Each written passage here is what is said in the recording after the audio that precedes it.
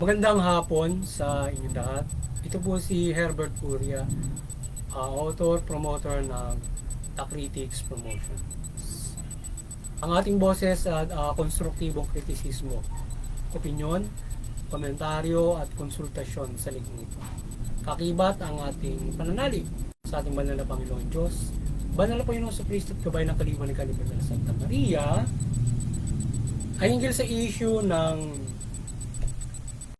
Araw ng Kagitingan na ginanap itong April 9, 2024 o isinelebra nitong April 9, 2024. Ipinagdiwang ang Araw ng Kagitingan nitong April 9, 2024 bilang paggunita sa ating magigiting na bayani noong panahon ng Hapon, partikular sa mga nagdepensa o lumaban sa Bataan o Corregidor.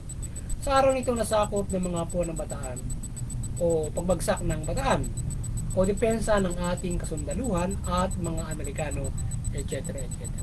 So pinagdiriwang natin itong April 9 na taon-taon kung saan sa araw na ito ay dito na itong araw nito na araw ng Kagitingan ay ito yung araw kung saan ay na-defeat yung ating depensa sa Bataan noong panahon ng Hapon. So full force na lumaban yung ating Persa sa Hapon noong mga panahon na yun, but they were being defeated for about 3 months. So April 9 sila na-defeat noong 1942 yata yun. So nakipaglaban sila ng lubos para depensahan yung ating teritoryo, yung ating bansa, yung ating soberenya laban dun sa Hapon. Kaakibat yung mga Amerikano, so 72,000 soldiers na lumaban. They spread in different parts of sa Luzon para maging hanggang Manila o dito nga sa Luzon, every part of the Luzon para labanan yung Hapon. Pero sa kasamang palad, mas malakas yung Persa ng Hapon ng mga panahon noon laban doon sa ating mga Persa ng Pilipino at mga Amerikano. So na-defeat yung ating magigiting ng mga sundalo. So ngayon pa man ay sila nga ay tinuturing natin mga bayani o magigiting in defending our country, sapagkat noong mga panahon ay doon nangyari din yung death march na kung saan ay yung mga na-defeat na yon ay mula doon sa Bataan hanggang Tarlac naglakad sila, yung sinasabing death march. So marami yung namatay doon na mga Pilipino at saka Amerikano, maging ibang lahi na kaisa natin sa pagpapaglaban sa Hapon. So yung iba parang nakatakas ata mula doon sa mga Hapon para noong mga panahon na yun. So batas yung Pilipino at Amerikano at iba pang Persa ang lumaban sa Hapon sa pananakop nila sa ating bansa. So sa lakas ng Persa ng Hapon ay tayo po nito ang ating mga magigiting na bayani na lumaban sa kanila kung kaya't napilitang isuko ng ating Persa sa Hapon ang digmaan. So dito naganap ang death march o Bataan na kung saan tinatayang 76,000 batalyong Amerikano at Hapon ang nagmarcha mula sa Bataan hanggang Tarlac upang ikun sila doon bilang prisoner of war. So yung 76,000 na yun na sumuko naging prisoner of war sila. Pero aside from that ay marami yung napaslang na mga Pilipino nagbibis ng buhay doon sa pagdepensa nila doon sa bansa, sa pag-spread nila sa buong Luzon. Kasi yung Amerikano at saka yung mga Hapon, they spread from different point of our country depending the Philippines, Corregidor, yung sa Manila, yan, tsaka sa Bataan, tsaka doon sa iba't ibang parte ng Luzon to block the Japanese invasion. Pero talagang sa lakas ng Persa nila na-defeat nila yung ating mga port na yung yung mga Persa natin sa mga port kung saan nandun nakalagay yung mga kanyo natin para kasi kapag pasukin ka yung sa karagatan puro kanyon doon. Pinabanatan nila ng kanyon doon sa Bataan, Corregidor, Metro Manila. Yung doon nakalagay yung mga malalaking kanyon para kapag papasukan mo yung Metro Manila kung saan nandun yung ating kabisera o yung ating Malacanang ay hindi basta-basta mapasok. Kaya lang binomba tayo ng Tora-Tora, yun, ang pasarit sa kanila. So, libong Pilipino at daang Amerikano pang namatay sa death march na ito. So, ngayon, ang Critics Promotions ay maring sumusuporta sa mabuting pamamahala, patas sa hustisya at karapatang pagtao. At sa araw na ito ng Pagditingan ay nakikisa tayo sa pagpupugay sa mga martir at bayani at wagiging na Pilipino nagdepensa ng ating bansa laban sa mga Hapon. Even though they were defeated, ay tayo nakikisa sa pagpugay ng kabayanihan ng ating Pilipino para depensahan ang ating bansa laban dun sa mga Hapon. Hindi biro na depensa yan sapagkat marami nagbis ng buhay dyan. Lalo na kahit na defense sila, hindi sila nirespeto yung karapatan nila ng mga Hapon. Kahit nagdi-death march, marami namatay doon. So kaya yun ang problema malaki. So hindi nirespeto ng mga karapatan, kaya umabot sa maraming namatay sa death march. Kaya sinasabing death march. So pagmamarchan nila, paglalakad nila mula Bataan to Tarlac doon sa camp doon para gawin silang puroon ng prisoner of war. So kahit paano ay ginawa naman silang prisoner of war. Kapag nagkaroon ng usapan kabilang panig, respecting me as a prisoner of war. Nakikisa tayo sa selebrasyong ito taon-taon at naway magkaisa ang lipunan Pilipino laban sa sino mang mananakop at api sa ating bansang o soberenya, maging direkta o indirekta man ito na pananakop. So yun, nakikisa tayo sa selebrasyong ito at kinikilala natin ang kanikingan na ito ng ating mga bayaning mga Pilipino na dumepensa ng panahon ng Hapon.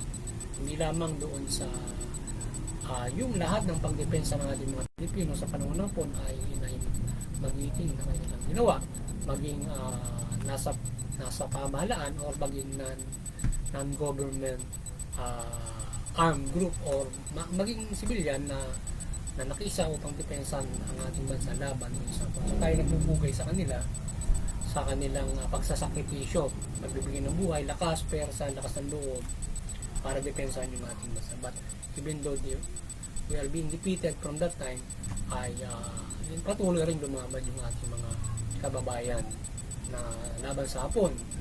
Mayroon ding mga aside from that, doon sa mga napasuko, may mga natira pa na mga kasundaluhang Pilipino ang patuloy pang lumaban sa Hapon. Matras lang sila yung iba at nakipaglaban pa rin sa mga Hapon. Ayon sa ating Pangulong Marcos sa kanyang pananalita sa araw na ito na ating pag-ibayuhin ng ating tapang o maging magiting upang maharap natin ang kasalukuyang mga hamon sa ating bansa. Ating pagtibayin muli ang ating pagyakap sa ating demokrasya at kapayapaan at kalayaan na nagawa ng ating mga ninuno. So yun,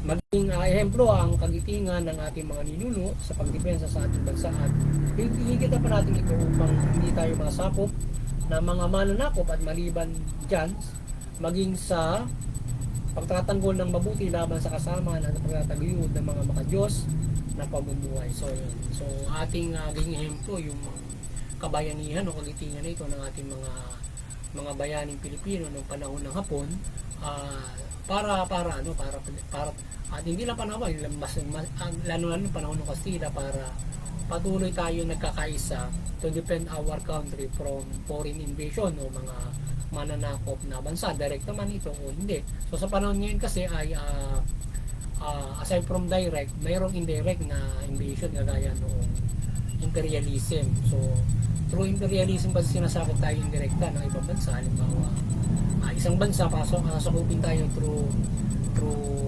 halimbawa yung ating ekonomiya, yung ating edukasyon, yung ating kultura, kanilang ini-invade dyan, yung ating pamahalaan sa pamamagitan ng iba't ibang may interest na pag-ugnayan para tayo sa ganun nila tayo sinasako.